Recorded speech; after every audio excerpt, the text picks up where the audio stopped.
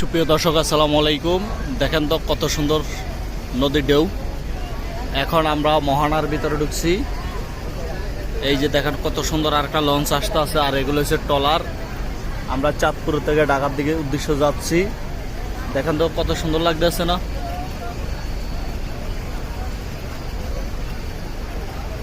আর এই যে দর্শক দেখতে আছেন, ইলিশ মাছের জাল দেখা যাচ্ছে। এই যে যেগুলো বোতল সারি সারি আপনার দেখা যাচ্ছে, এগুলো হচ্ছে ইলিশ মাছের জাল পাতানো, যার কারণে নিশান দিয়ে রাখছে ওরা। আর এই যে সামনে আর একটা মাম বোতলের একটা বোতল আসতে আছে, দেখেন আপনি, আপনাদেরকে পুরোটা দেখাইতেছি। এই যে দেখেন 5 লিটার একটা বোতল দেখছেন।